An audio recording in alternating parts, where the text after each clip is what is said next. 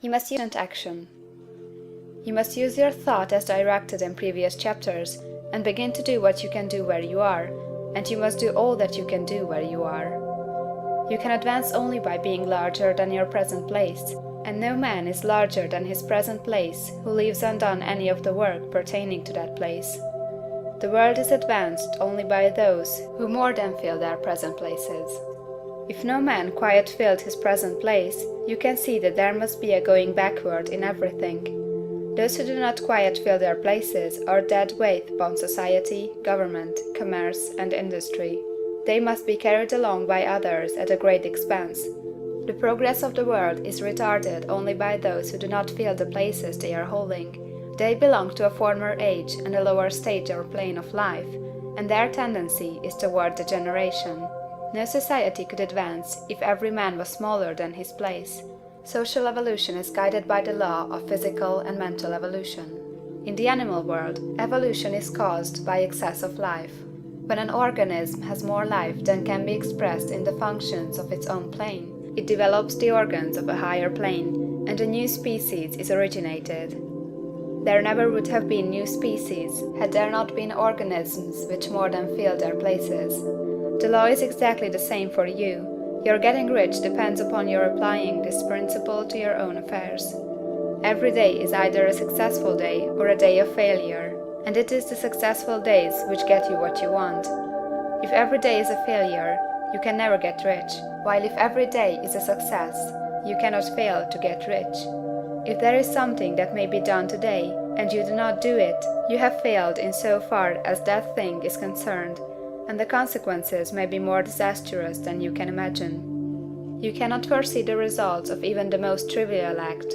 You do not know the workings of all the forces that have been set moving in your behalf. Much may be depending on your doing some simple act. It may be the very thing which is to open the door of opportunity to very great possibilities. You can never know all the combinations which Supreme Intelligence is making for you in the world of things and of human affairs. Your neglect or failure to do some small thing may cause a long delay in getting what you want.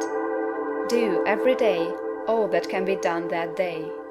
There is, however, a limitation or qualification of the above that you must take into account. You are not to overwork, nor to rush blindly into your business in the effort to do the greatest possible number of things in the shortest possible time. You are not to try to do tomorrow's work today, nor to do a week's work in a day. It is really not the number of things you do, but the efficiency of each separate action that counts. Every act is, in itself, either a success or a failure. Every act is, in itself, either effective or inefficient. Every inefficient act is a failure, and if you spend your life in doing inefficient acts, your whole life will be a failure. The more things you do, the worse is for you, if all your acts are inefficient ones. On the other hand, every efficient act is a success in itself, and if every act of your life is an efficient one, your whole life must be a success. The cause of failure is doing too many things in an inefficient manner, and not doing enough things in an efficient manner. You will see that it is a self-evident proposition that if you do not do any inefficient acts, and if you do a sufficient number of efficient acts, you will become rich. If now it is possible for you to make each act an efficient one, you see again that the getting of riches is reduced to an exact science like mathematics. The matter turns then on the questions whether you can make each separate act a success in itself, and this you can certainly do. You can make each act a success, because all power is working with you, and all power cannot fail. Power is at your service, and to make each act efficient, you have only to put power into it. Every action is either strong or weak, and when everyone is strong, you are acting in the certain way which will make you rich. Every act can be made strong and efficient by holding your vision while you are doing it, and putting the whole power of your faith and purpose into it.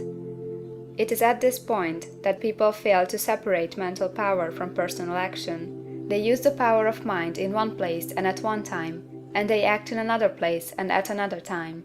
So their acts are not successful in themselves. Too many of them are inefficient. But if all power goes into every act, no matter how commonplace, every act will be a success in itself, And as in the nature of things, every success opens the way to other successes, your progress toward what you want, and the progress of what you want toward you, will become increasingly rapid. Remember that successful action is cumulative in its results. Since the desire for more life is inherent in all things, when a man begins to move toward larger life, more things attach themselves to him, and the influence of his desire is multiplied. Do, every day, all that you can do that day, and do each act in an efficient manner. In saying that you must hold your vision while you are doing each act, however trivial or commonplace, I do not mean to say that it is necessary at all times to see the vision distinctly to all its smallest details. It should be the work of your leisure hours to use your imagination on the details of your vision, and to contemplate them until they are firmly fixed upon memory. If you wish speedy results, spend practically all your spare time in this practice.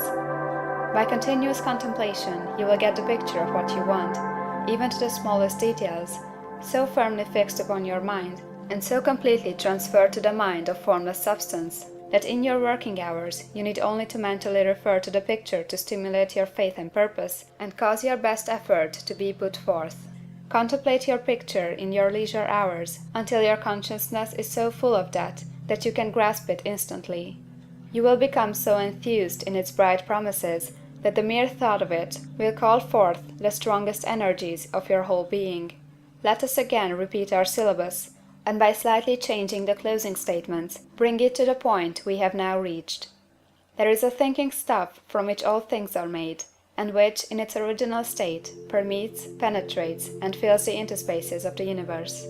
A thought, in this substance, produces the thing that is imaged by the thought. Man can form things in his thought, and, by impressing his thought upon formless substance, can cause the thing he thinks about to be created.